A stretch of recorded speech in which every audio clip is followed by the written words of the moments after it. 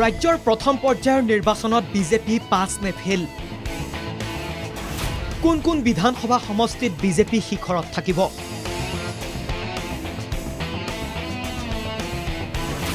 যোৰহাটক লৈ বিজেপিৰ অংক মিলিল নে সোমবাৰে মাজনিশা বাজপেয়ী ভৱনত পৰ্যালোচনা বৈঠক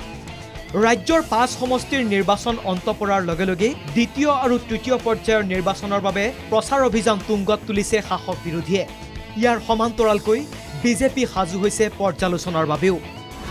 মুখ্যমন্ত্ৰীক ৰিপৰ্ট লাগে 5 সমষ্টিত কি লাভ হল কি ক্ষতি হল 5 সমষ্টিৰ তথ্যভিত্তিক ৰিপৰ্ট লৈ বাজপেয়ী ভৱনলৈ তলব কৰা হৈছে সমষ্টি কেইটাৰ অন্তৰ্গত দলীয় বিধায়কসকলক বিজেপিত সাংগঠনিকভাৱে সকলোৱে সেৱা আগবঢ়াব লাগে প্ৰথম পৰ্যায়ত আমাৰ যিসকল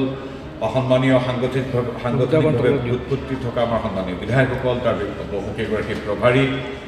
তেখেতসকল আজি আমাৰ মুখ্যমন্ত্ৰী মহোদয়ৰ লগত নিশা প্ৰায় 10 বজাত বাজপেয়ী ভৱনৰ এক বৈঠকত মিলিত হ'ব বিজেপি বিধায়কসকল আশাবাদী কিন্তু বহু চৰ্চিত যোৰহাটত কি হ'ব বিজেপিৰ ফলাফল যোৱা সময়ছোৱাত আমি যিমানখিনি ঘূৰিলোঁ প্ৰায়খিনিত দেখা গ'ল যে যথেষ্ট সংখ্যক ৰাইজে এবাৰ পুনৰ ভাৰতীয় জনতা পাৰ্টিৰ পক্ষে ভোটদান কৰাৰ এটা সিদ্ধান্ত লোৱা দেখা পোৱা গ'ল বহু জেগাত নতুন প্ৰজন্মৰ কিছু সংখ্যক যুৱকে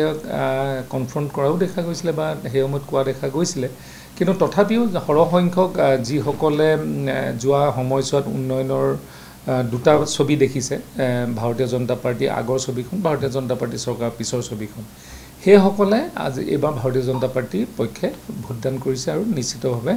যোৰহাট লোকসভা সমষ্টিত তপন গগৈ ডাঙৰীয়া জয়ী হ'ব বাগা বাগা নেতা বিজেপিৰ যোগদানটোৱে প্ৰমাণ কৰিছে যে কংগ্ৰেছৰ প্ৰতি তেওঁলোকৰ আস্থা নাই যে ৰাইজৰতো আৰু আস্থা নাই সেইকাৰণে আমাৰ প্ৰাৰ্থীকে জয় হ'ব ইয়াত বিশেষ আৰু মন্তব্য আগবঢ়াব লগা নাই উল্লেখযোগ্য যে সোমবাৰে মুখ্যমন্ত্ৰী হিমন্ত বিশ্ব শৰ্মাই চাৰ্টাৰ্ড বিমানযোগে গৈছে কেৰালালৈ ৰাহুল গান্ধীৰ বিৰুদ্ধে ৱাইনাডত ৰোড শ্ব' কৰি নিশা গুৱাহাটীলৈ উভতি এই বৈঠকত অংশ ল'ব মুখ্যমন্ত্ৰীয়ে কিন্তু ইয়াৰ মাজতে মুখ্যমন্ত্ৰীক প্ৰত্যাহ্বান ভূপেন বৰাৰ মুখ্যমন্ত্ৰীক ক'বলৈ কওক যে যদি যোৰহাট জিকে কংগ্ৰেছ তেখেতে পদত্যাগ কৰিম বুলি ক'বলৈ কওক I challenge Chief Minister of Assam. Let him tender his resignation if Congress will win in Jorhat. It is my direct challenge to Himanta Biswa Sharma. If you have the guts, you declare through media that you will resign if Gaurav Gogoi will win. And I will compel him to resign if he will accept my challenge. উল্লেখযোগ্য যে বিজেপিয়ে ইতিমধ্যে নিৰ্বাচন অনুষ্ঠিত হৈ যোৱা সমষ্টিসমূহৰ booth আৰু মণ্ডল পৰ্যায়ৰ পৰাও সংগ্ৰহ কৰিছে তথ্য এই তথ্যসমূহ সোমবাৰে মুখ্যমন্ত্ৰীৰ পৰ্যালোচনা বৈঠকত দাখিল কৰিব বিধায়কসকলে গুৱাহাটীৰ পৰা লক্ষ্যজিৎ গোহাঁইৰ ৰিপৰ্ট NKTV